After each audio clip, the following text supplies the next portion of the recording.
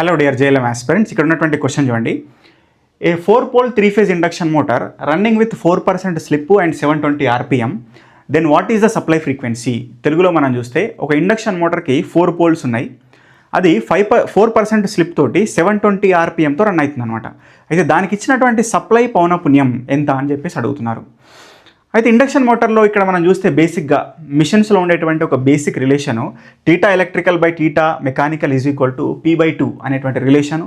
దాని ద్వారా poles speed మరియు ఫ్రీక్వెన్సీకి మధ్య ఉండేటటువంటి సంబంధం F is equal to Pn/120 అనేటువంటి ఒక ముఖ్యమైనటువంటి సంబంధాన్ని డిరైవ్ చేసి చూపించాం.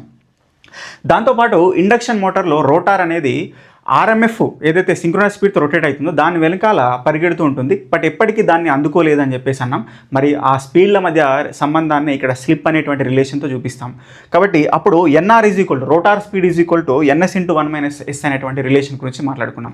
కాబట్టి ఈ రెండు F is equal Pn/120, NR is equal to NS × 1 - S అనేటువంటి రిలేషన్స్ నుంచి మనం ఇది సాల్వ్ చేయాలన్నమాట.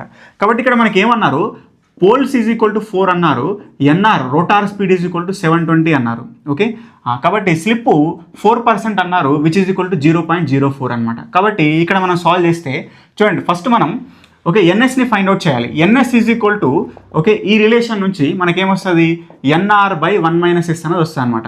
కాబట్టి NR అంటే 720, 1 - S అంటే 0.04, అంటే 720/0.96, దాన్నే 720/96 × 100 రాసుకోవచ్చు. దీన్ని కొట్టేస్తే 12వ ఎక్కంలో 12 × 6, 12 × 8. ఓకే, ఇక్కడ 0కి 0. మళ్ళీ ఇక్కడ మనం చూస్తే 2 × 30, 2 × 4. మళ్ళీ ఇక్కడ చూస్తే 4 × 25, అంటే 25 × 3 75, అంటే 750 RPM, 750 RPMతో రన్ అవుతుంది అనమాట. NSని మనం ఫైండ్ అవుట్ చేసాం. కాబట్టి ఈ రిలేషన్లో పెట్టండి, F is equal to P అంటే ఎన్ని పోల్స్ ఇచ్చారు, 4.